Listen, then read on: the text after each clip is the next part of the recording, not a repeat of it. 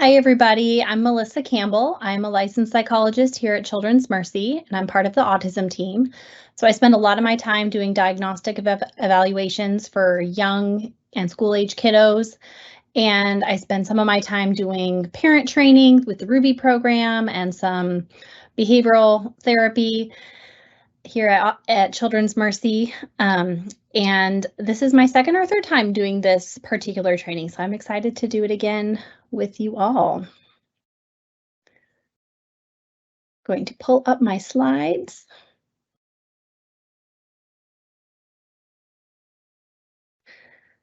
So let's talk about eating and enjoying it. I want to give a special thanks to Dr. Natalie Haltain, who is a psychologist who was here at part of our autism team until just a few years ago, who created the original content for these slides. Quick disclaimer, this is informational and not meant to replace specific guidance that your doctor or your child's therapist might have for your child. Views expressed here are not necessarily those of Children's Mercy or UMKC. A few goals that I hope you take away from tonight. I hope you're a little bit more familiar with the different feeding problems that are common among children with autism. I hope you understand some of the potential risks associated with those feeding problems. And most importantly, bullet point number 3, I hope that you can take a few strategies from tonight, tools and tricks to use at home to try to improve your child's acceptance of foods and decrease problem feeding behaviors you might be having at home. So real quick, just to make sure we're all on the same page in terms of what autism is. Autism is a neurodevelopmental disorder. It affects social communication and behaviors in children and adults. It is usually diagnosed in childhood. It is a complex disorder. It has biological underpinnings, and it is considered a developmental disability. It's a spectrum disorder, which means that while people may share some common traits or symptoms, those symptoms can vary in how they look in different people and how different strengths or weaknesses that people have, even though they might have the same diagnosis of autism. So every person is truly unique.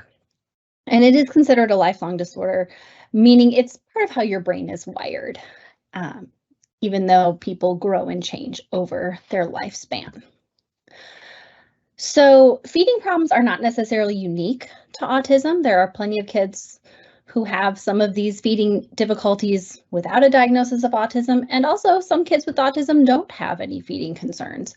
But it's an extremely prevalent concern among kids with autism, as high as 90% of children with autism spectrum disorder have some kind of feeding problem.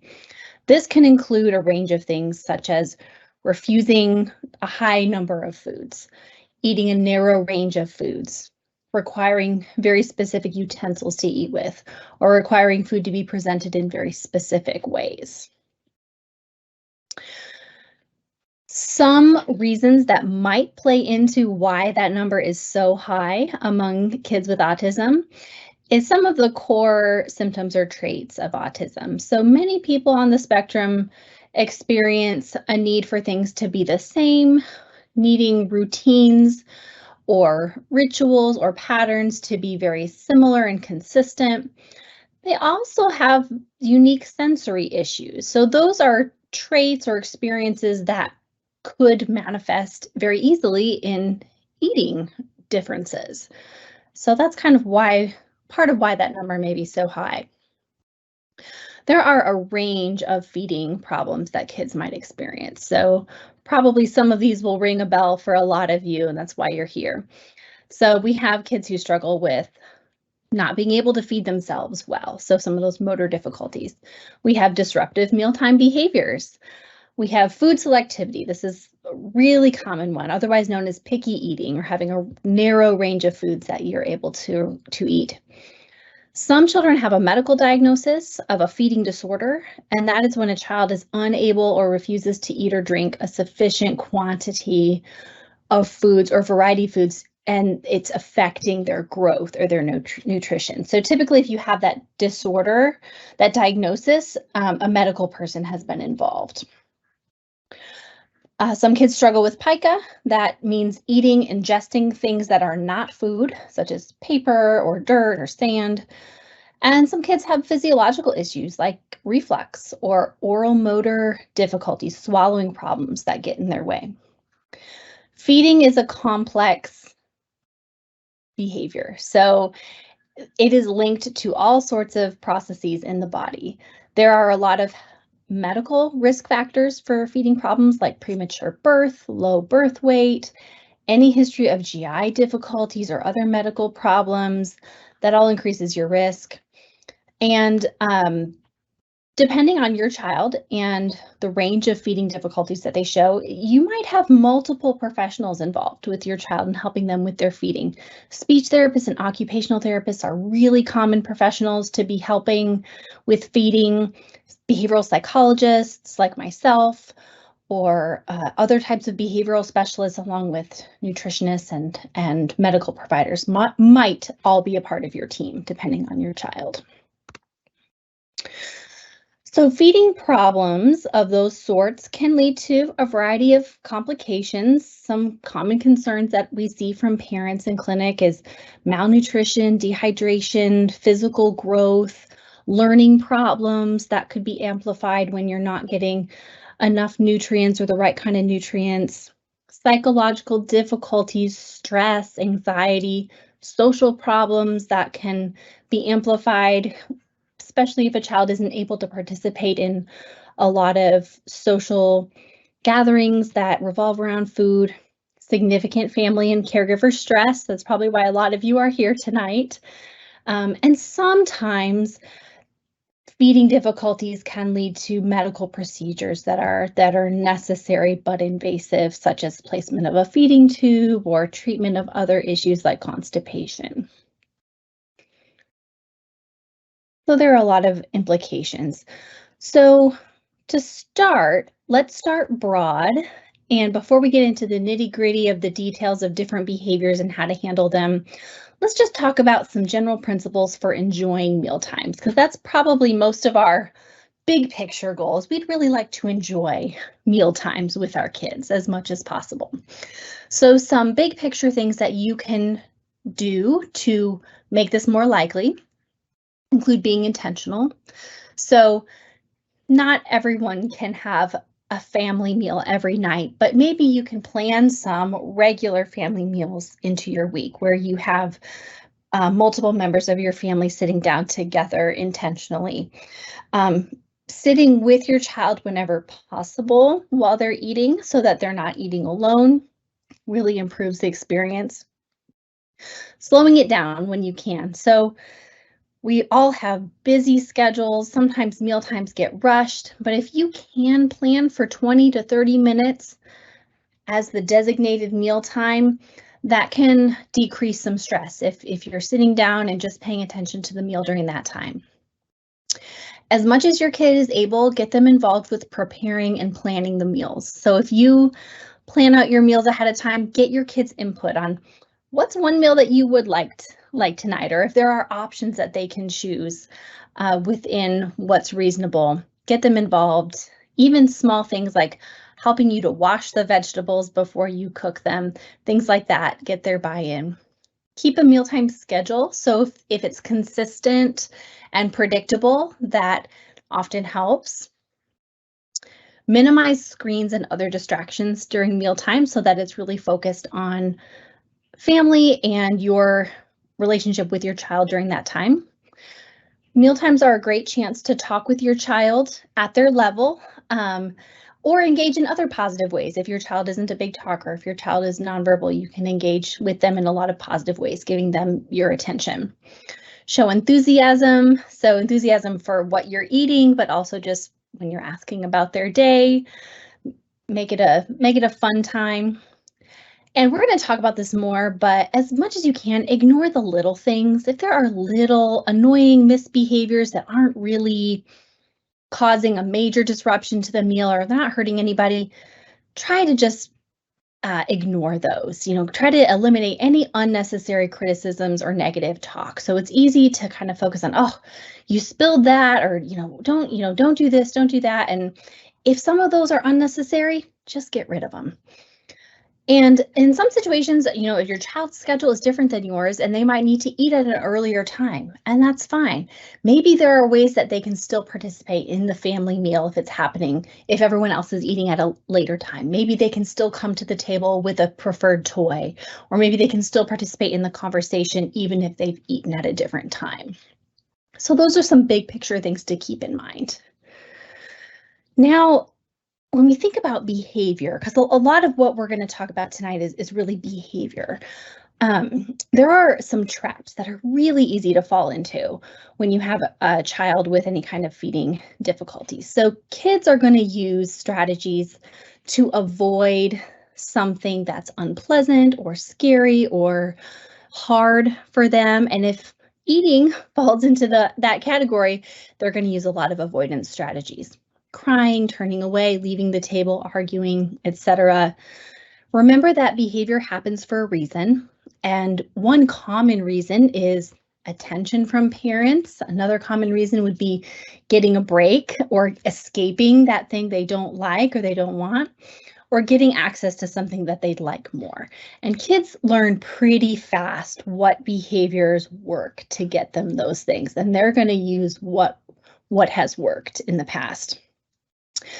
So as parents, it's really easy to fall into a trap of responding in a way that maybe kind of keeps the peace in the moment, but long-term creates more of a problem or creates more of these behaviors that are difficult. So there are ways that we might accidentally encourage picky eating or encourage disruptive behaviors.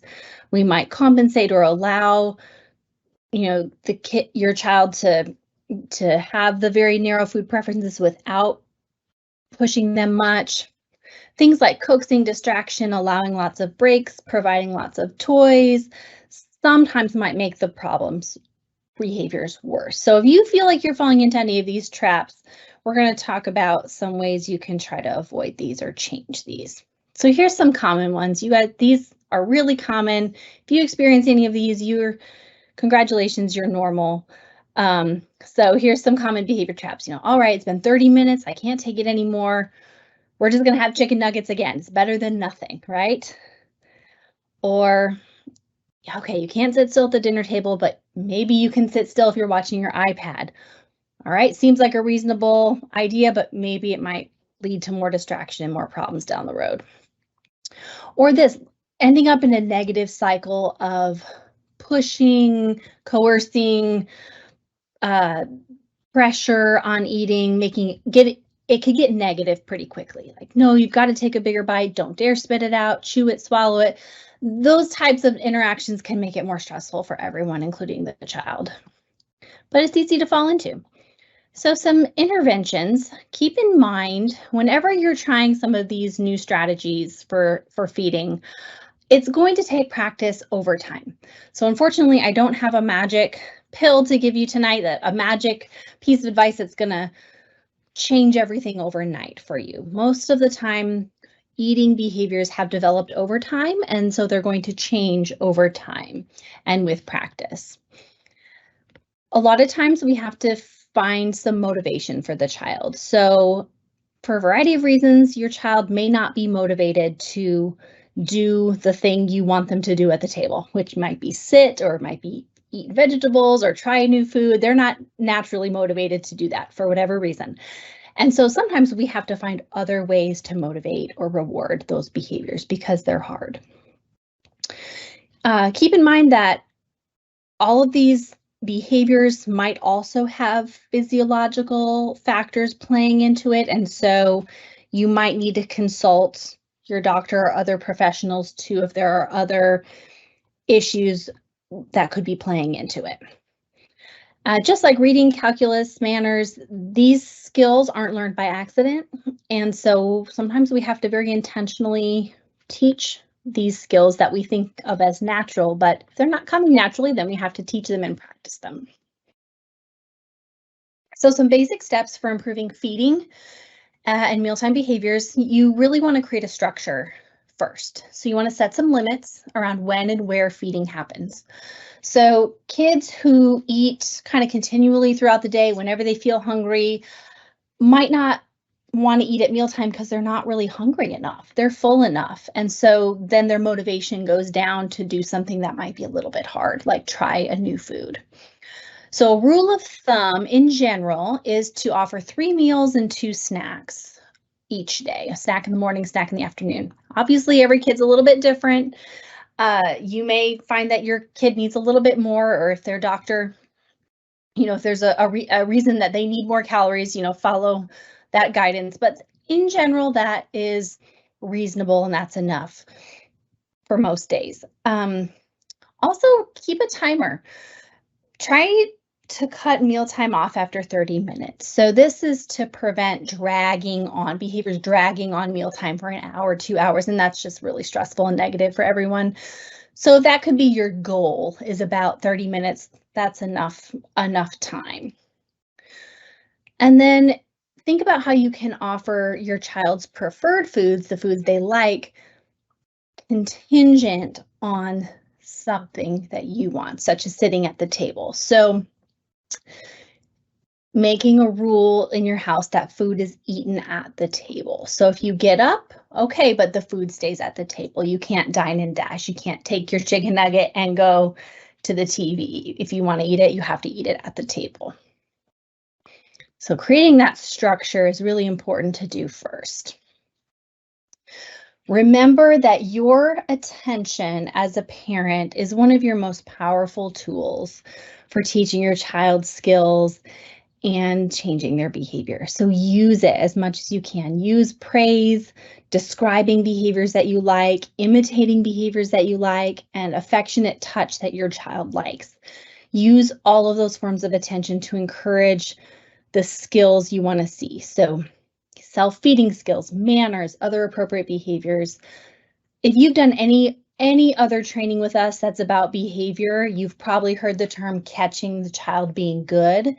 This is a really important strategy to use for everything, but you can use it for feeding too. So that means intentionally looking for every positive behavior that your child shows, even if it's small, even if it's something you expect them to do, looking for it, catching it, and praising it in the moment so that you are really feeding into those positive behaviors and you're showing your child exactly how they can get good attention from you.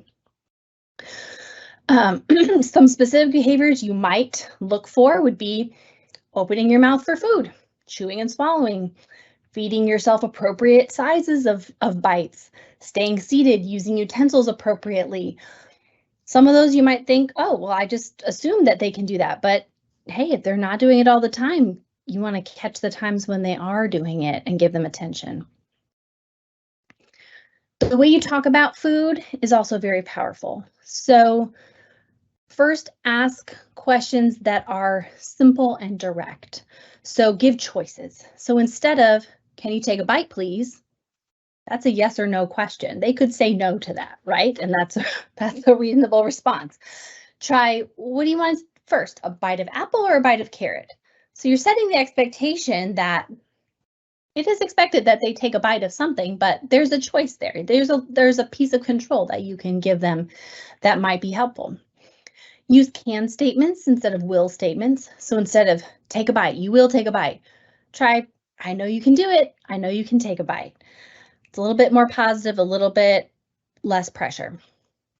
Use do statements instead of don't statements. This is so hard to remember in the moment, but once you start practicing it, it gets easier. So instead of don't throw your food, say what you do want them to do. Say, keep your food on your plate.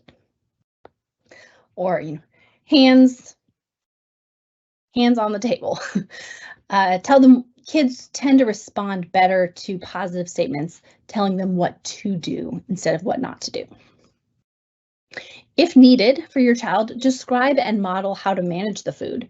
So if they're having trouble figuring out how to even eat this certain texture, show them. Say, see how I take this bite with my front teeth and then I use my tongue to move it to my side teeth. Really get into the details with them to teach them how to do it if that's hard for them. And then it's really important to model neutral descriptive language about food. So talking about food for what it is. It's crunchy, it's salty, crumbly, chewy, spicy, smooth, soft, hot, cold. Those are all neutral statements that are true about the food. Use those instead of instead of words like it's gross, it's yucky, it's bad, it's good for you, it's bad for you. Those are more value statements, and you really want to not model any negative or judgmental words about food. You want to model something better. Throwing food is a very common issue. Most kids developmentally are going to go through this phase at some point. We've certainly gone through it in my house. If it becomes a habit that's persisting over time, then that probably means that that behavior is getting reinforced or rewarded in some way. So a couple easy things to consider is if you have pets in your house that are attracted to the food that your child might be throwing or dropping, just get them out of the kitchen. We had to do that in my house. We had to get the dogs out of the kitchen during meal times because it was just too much fun for my toddler to feed them and to throw them food. So just make it easier on yourself, get them out of there. And then if it persists, you can do something called a kitchen table timeout. So taking your child out of their seat and giving them a full timeout for throwing food might be very disruptive to the meal. So you might do something smaller, like just removing their plate for 30 seconds. You threw food, that means we have to take a break. Or turning their high chair away from the table, or standing up with their plate of food for a few seconds and turning away, and then returning their plate and your attention when they're behaving appropriately, when they've calmed down and they're showing signs of not continuing to throw food. And then just being very firm and direct. We don't throw food, let's try again. Moving on, giving them a second chance. So thinking about a brief timeout from the thing that they're throwing to teach a lesson, and then give it back and give a second chance. I mentioned this before, but we're going to talk about it again because it's very important. There are some behaviors that you need to respond to, and there are some that you don't. So try to reserve your attention for giving praise, for good behaviors and neutral behaviors. You're going to need that energy for praising and for handling the big deal stuff. Little things like complaining, whining, teeth clenching, making a face, pushing your plate away, negative talk. They might be annoying, they might be mildly disruptive, but you can ignore them completely because those types of behaviors are often aimed at trying to get a reaction out of you. They're trying to get your attention. They're trying to get you to kind of give in and you know, do something else for them. And you really just want to cut out any emotional reactions that you have to that, or lots of talking, because it's usually counterproductive. Just ignore it and focus on whatever else is going on. You might talk to another child during that time, or just, you know, bring up another topic, or ignore it completely. Oh, and a quick note on ignoring. Ignoring really only works if you're also catching your child being good. So remember that, because kids are going to find whatever way they can to get your attention. So if you're giving them lots of great attention for all of the good stuff, then it's going to be a lot more noticeable to them when you're ignoring the other behaviors. Some kids are lacking prerequisite skills. So this is something to watch for in your child. Pay attention to see, do they show the foundational skills that they need to be successful at the table? Can they sit reasonably still for 5 minutes? Can they tolerate any new food types or textures? Can they handle frustration regarding options? Can they handle disappointment if you say, we're not having chicken nuggets tonight, we have something else? Do they know how much to eat? Do they know how big of a bite to take? Or do they overstuff? Do they choke easily? Those are things to pay attention to. And if those things are getting in their way, you have to start there first before you tackle bigger things. So start with those basic things to make sure that the foundation is set. And you want to remember that teaching and practicing new skills is going to occur gradually, and you're going to have to start small. So set the bar low at first. So for example, if you're trying to get your child to eat broccoli or to try broccoli, you're not going to start with a whole plate of broccoli. You might start with one piece or a half a piece or just the top because you want to make an easier mountain for them to climb so they're more likely to do it.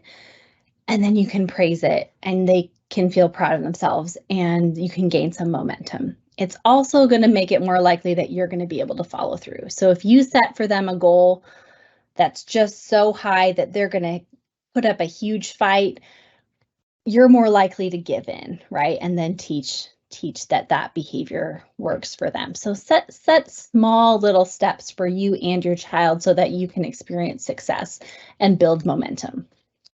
Remember that one mealtime is not going to make or break everything. You're playing the long game of improving these behaviors over time.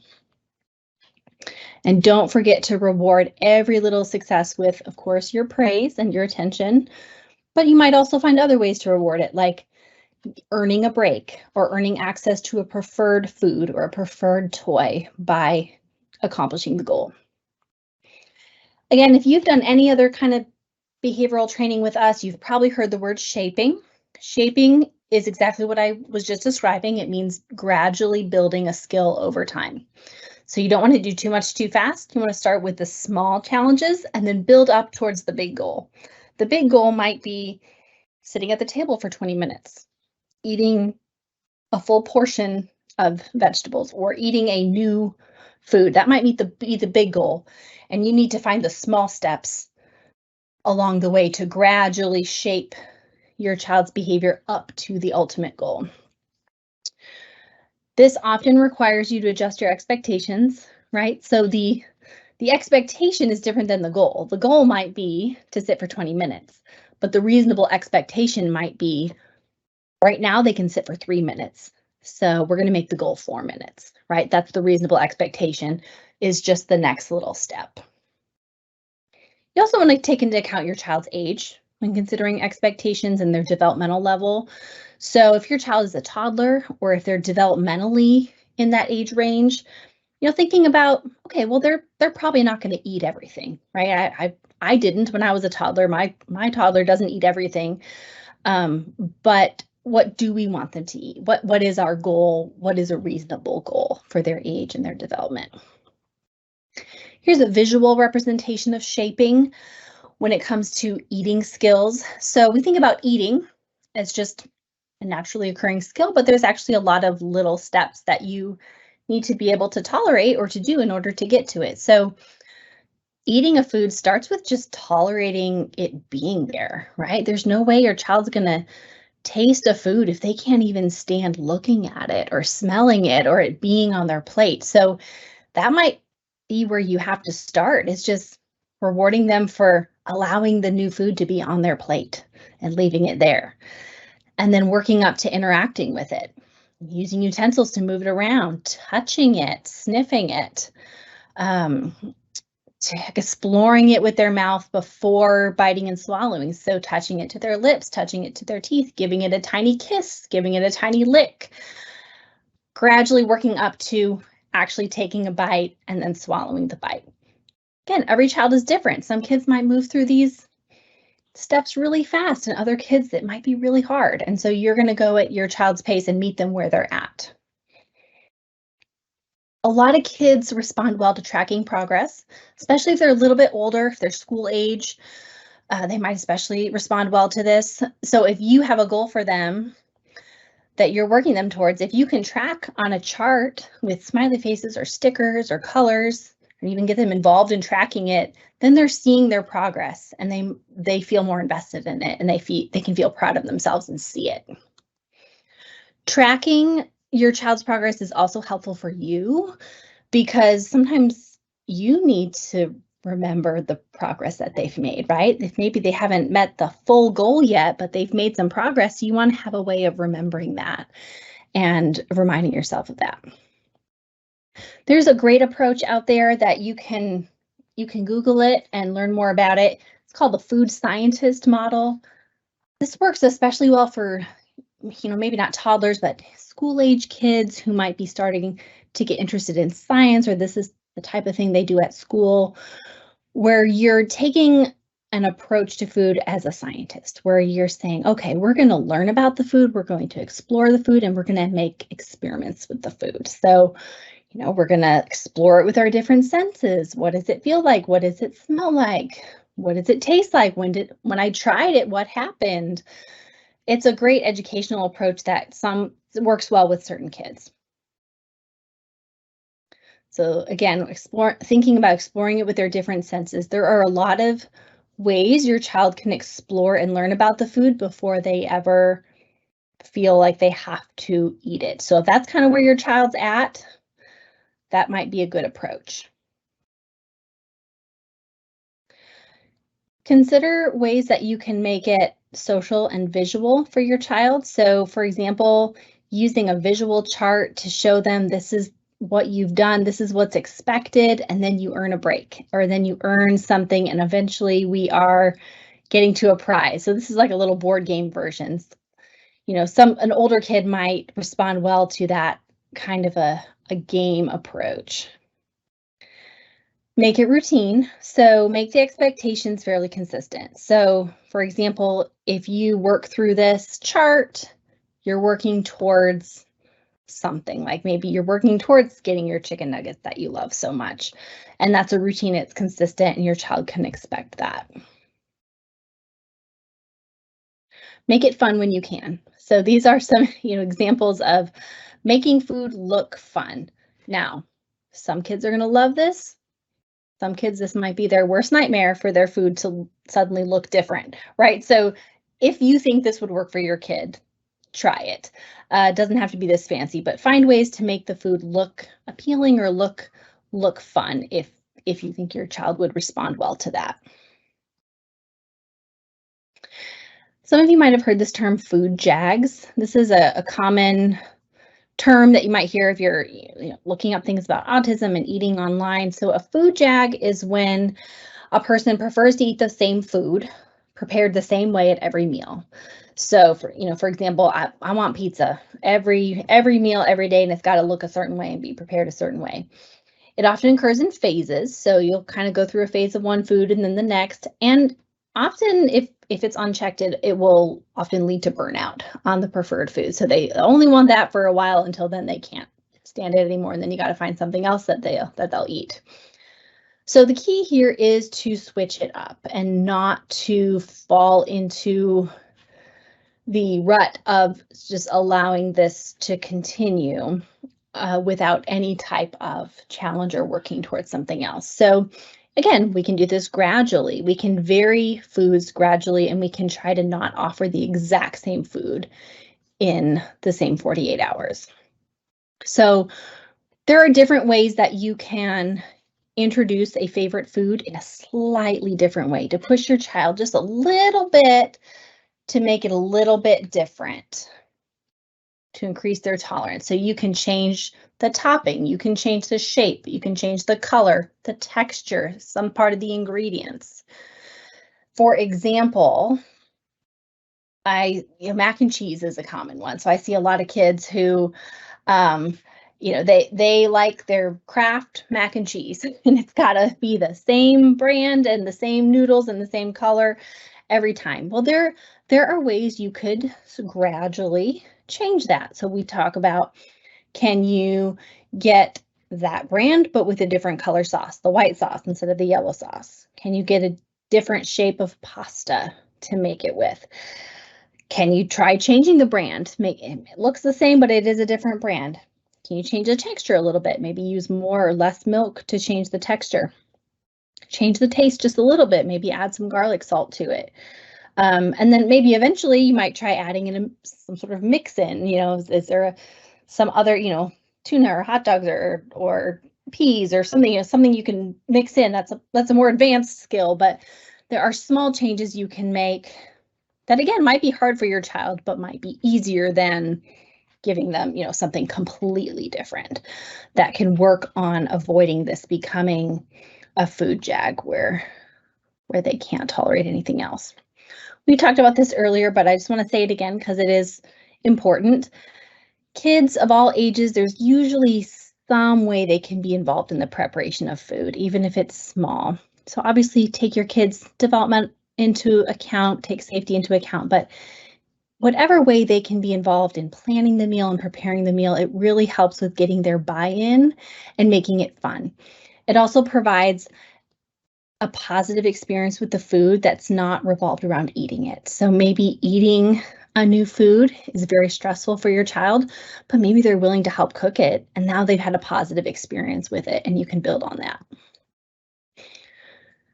Also think about, do you have any good peer role models in your life? Do you have siblings? Or does your child have siblings, cousins, family, friends, other kids with more positive behaviors, or maybe that the eating is just easier for them that you can have over to just be a good role model? You know, don't discount the power of that.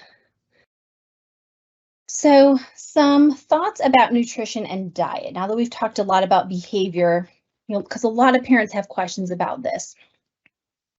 Children with autism are at increased risk for poor nutrition, meaning missing certain nutrients or vitamins in their diet.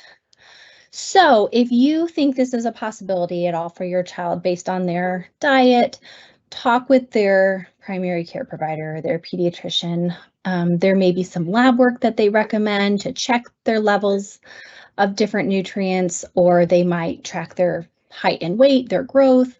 So consult with your medical professionals if you think this is a concern.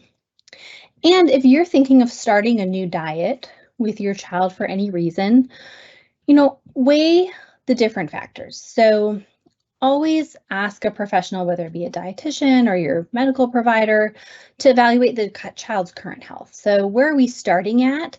And is the new diet likely to be helpful, or are there any risks involved that we need to be aware of?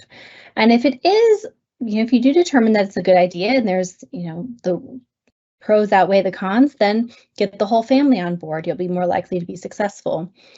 There are a lot of different factors to weigh, including the cost, the time, the effort for the new diet, and you want to weigh that against how likely is it to be helpful. And then you should track your child's symptoms over time. So whether it be their health, their weight, their behavioral symptoms, you want to track that over time to see what difference is actually being made.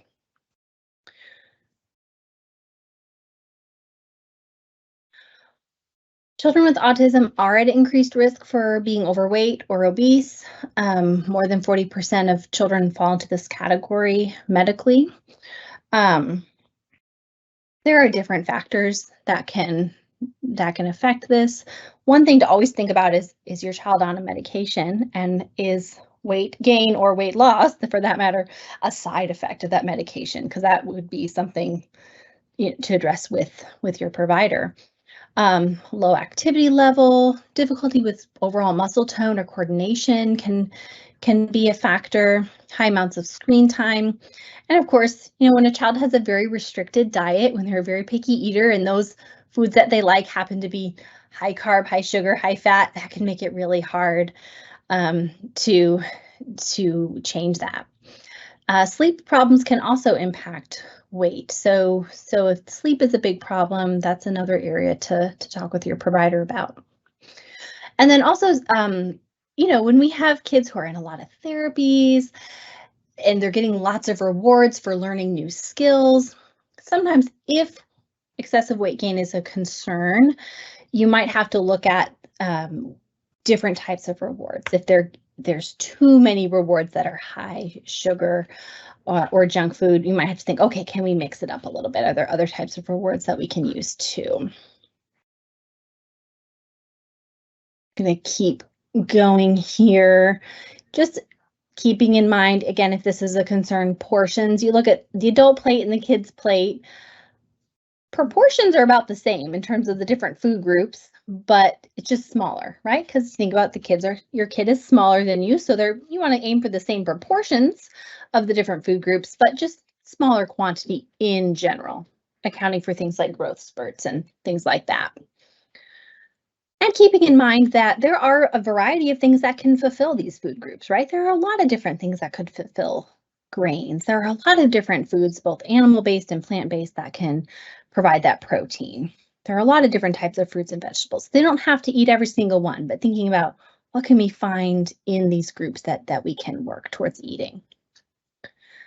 Some frequently asked questions that have to do with feeding and food that I figure we should address at least a little bit.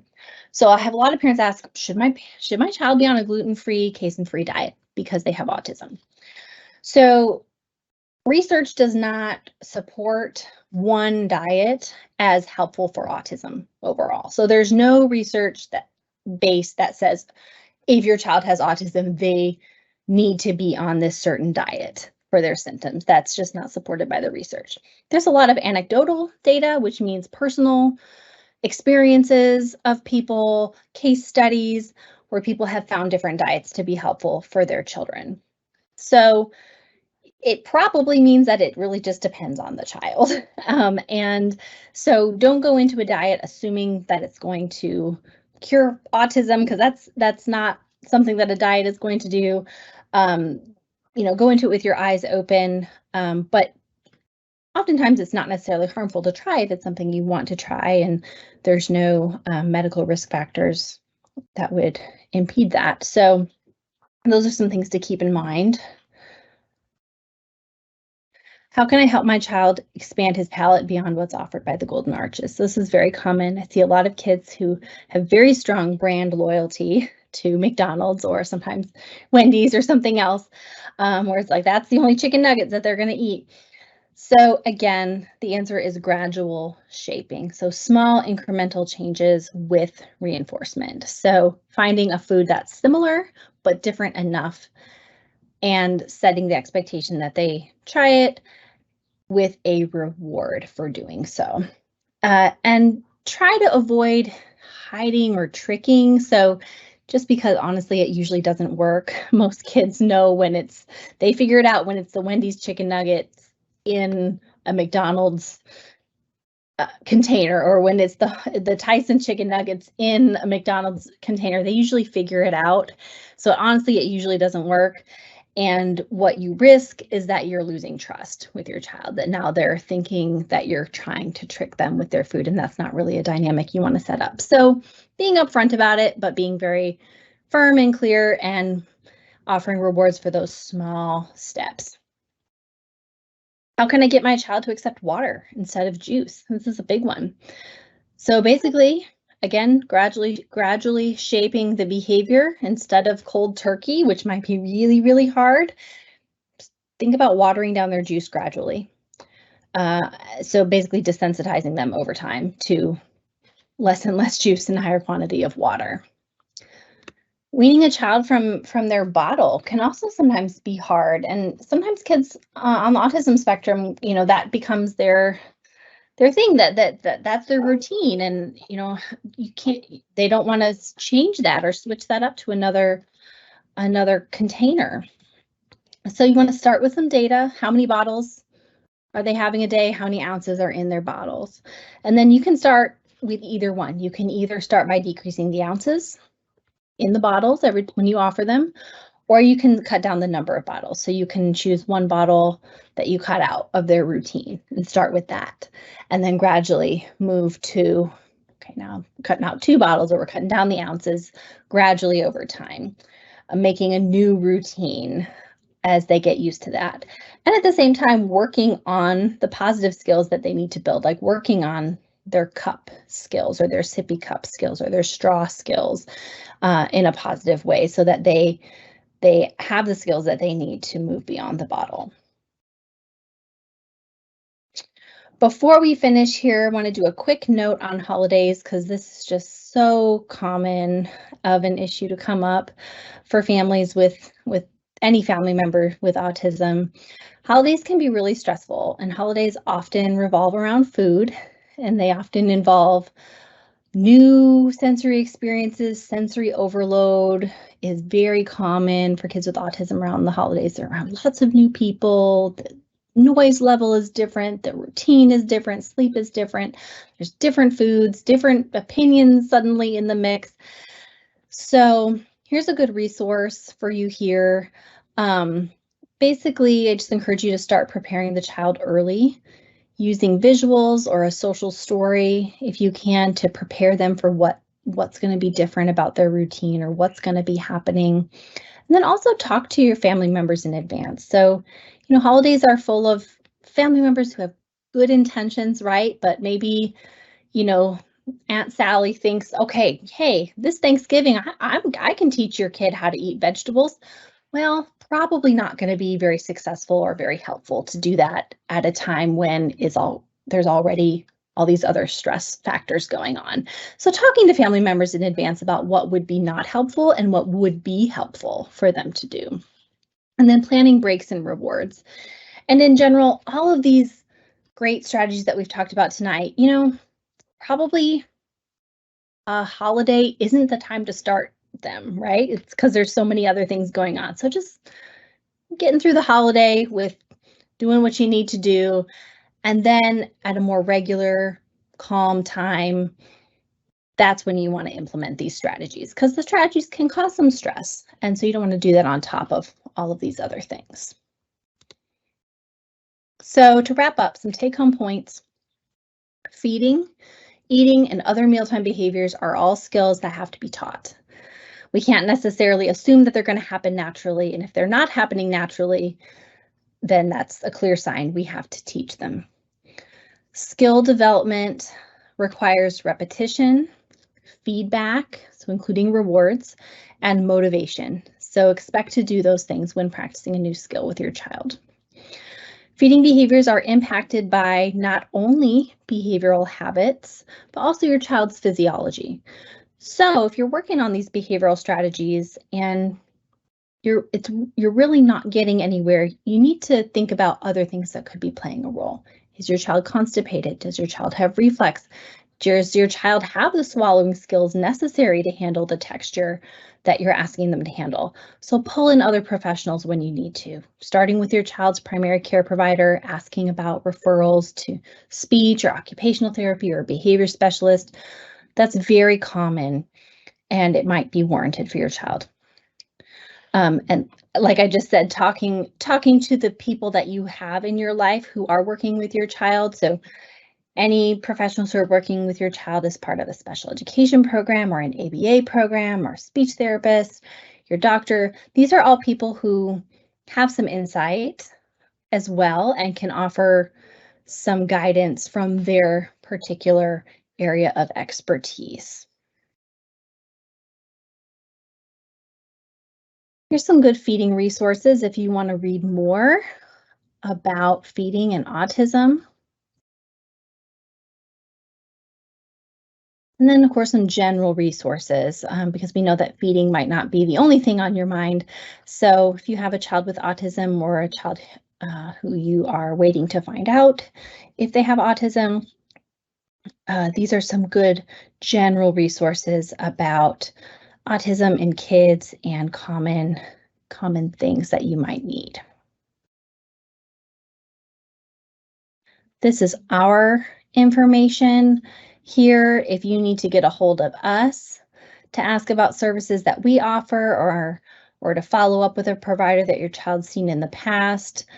And then depending on what state you're in, these are some other great resources for general services that are available for children with autism. So we just want to make sure you have that information.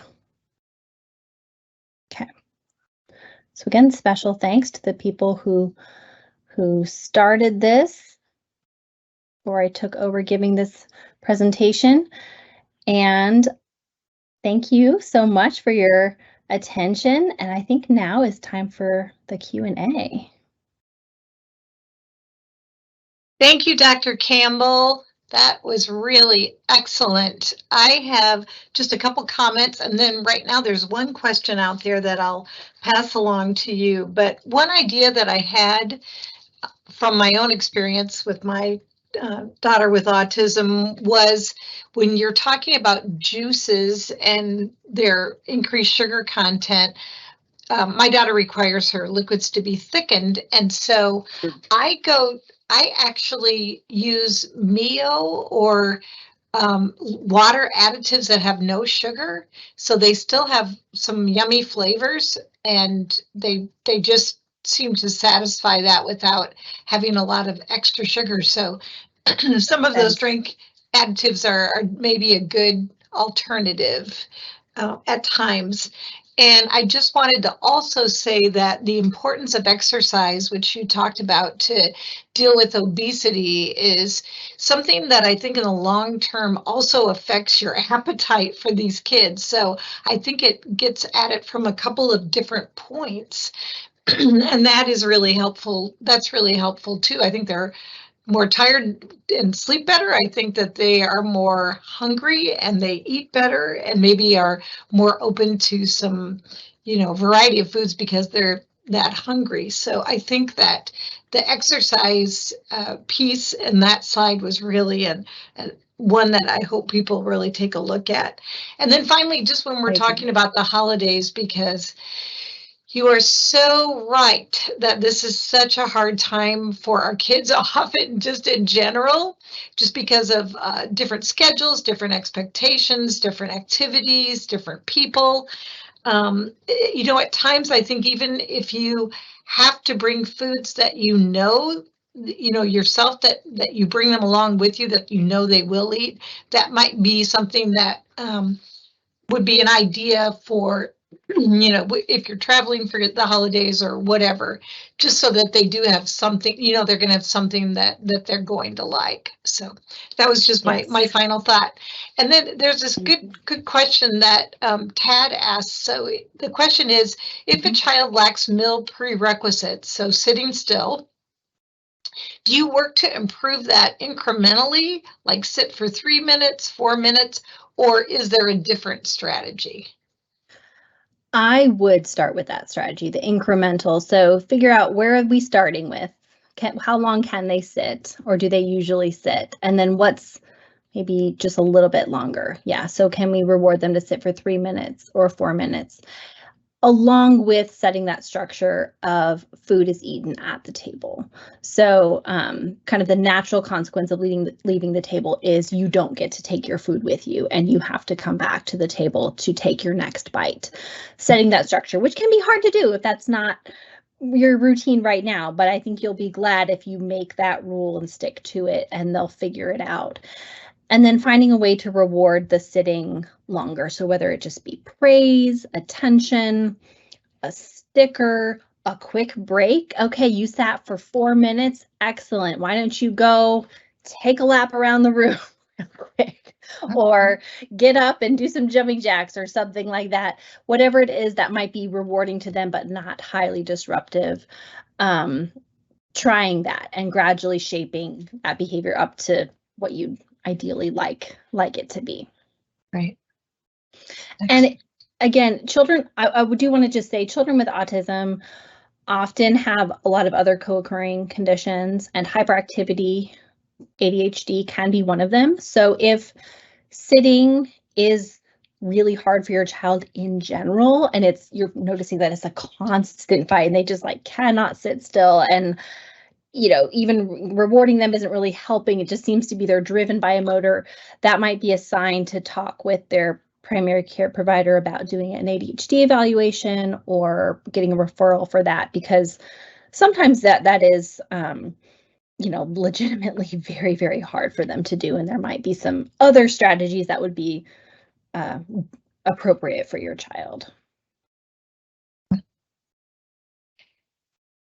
There also is the question out there of just saying that they appreciate all the information, wondering if we will have access to your slides. She says, I currently started a menu approach for my 5-year-old. I took photos of all the food she eats and laminated them. I separated them into breakfast, fruit, carbs, dairy, and dessert. She chooses one from each group for dinner and lunch. We just started implementing this, but it helps her to communicate her needs and start to verbalize and read the words. I thought I would share that because she adapted quickly and enjoys picking. I'm hoping we can introduce new foods and have her take the baby steps like you shared. Great. I love that. That's a fabulous recommendation. You're using a lot of strategies there. You're using choices, which kids love. You're using a visual to help her communicate. You're using, clear expectations.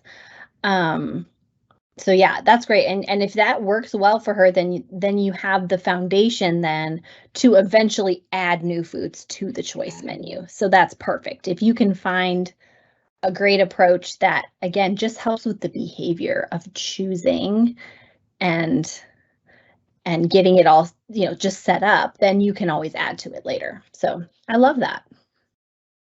I do too. I think that's an excellent idea. Thank you for sharing. Yes. Whoever that was, thank you. And I will make the slides available to all that are on this training for sure.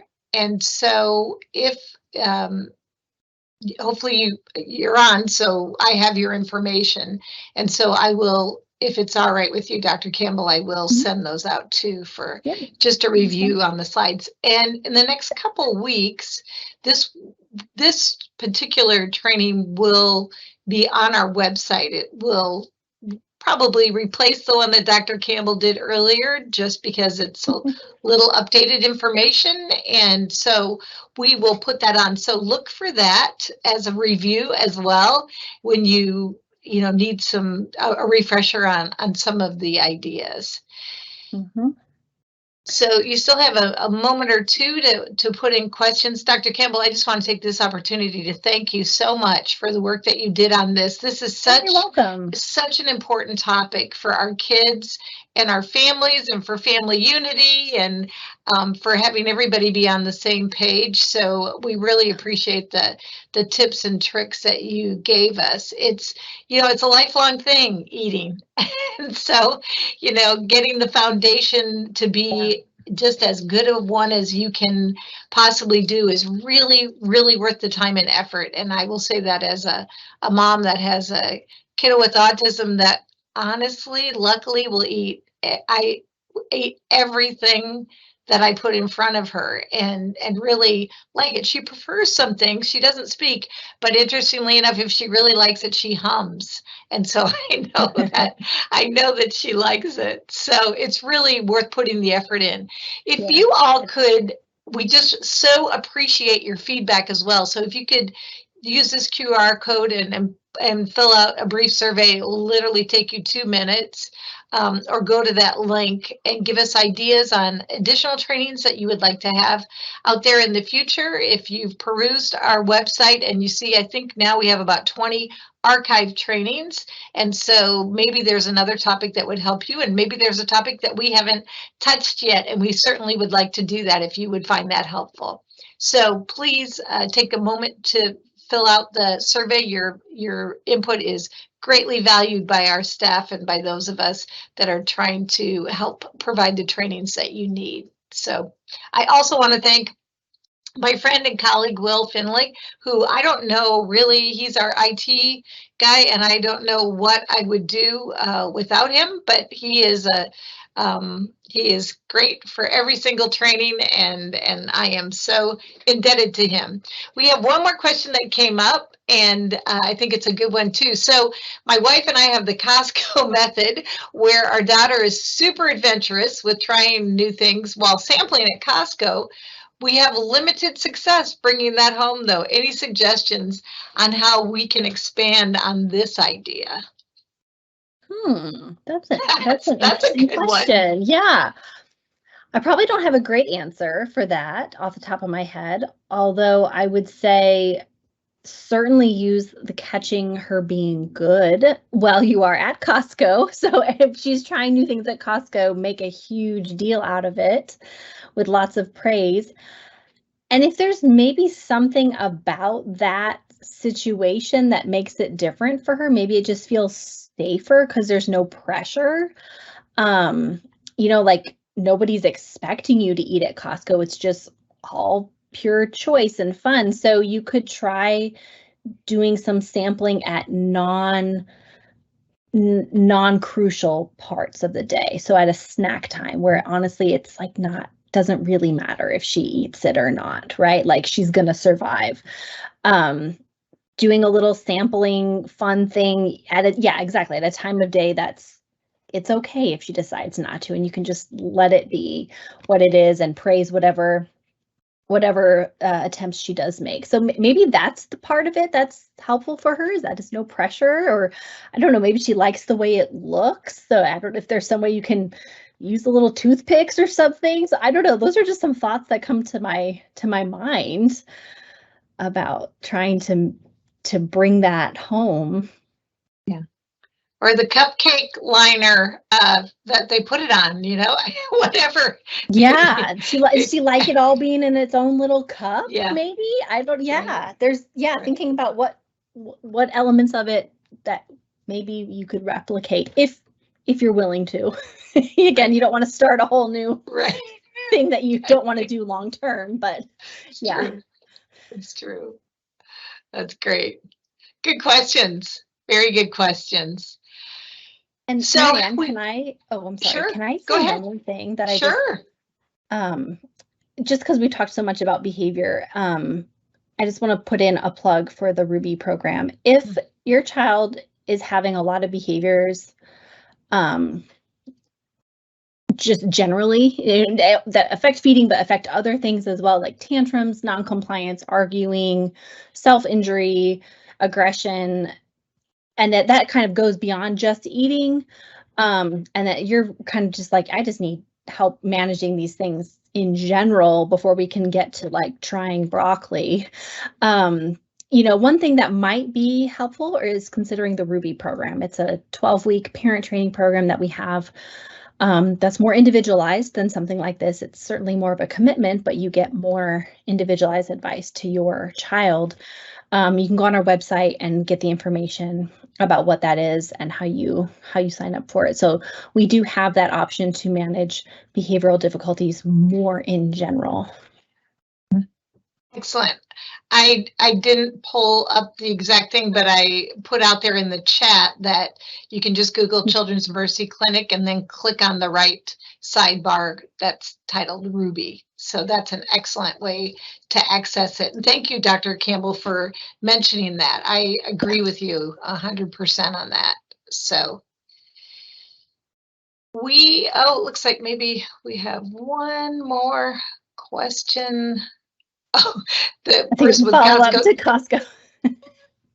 I don't blame your wife. Don't blame her for shutting down that idea at all. Painting your walls. Yeah. That's it. So thank you all so much. We are 1 minute from our time, so we'll give you 1 minute of your evening back. And we're so glad for your attendance. And please know that you can access this at another time on our website and tell your friends about it so that they can see it too. And if you have family or friends that have picky eaters that don't have autism, they still can benefit from this presentation. They are welcome to take a look at it as well. So with that, we look forward to seeing you next time, and thank you all very much for being here. And thank you, Dr. Campbell. You're welcome. Thank you. See you next time.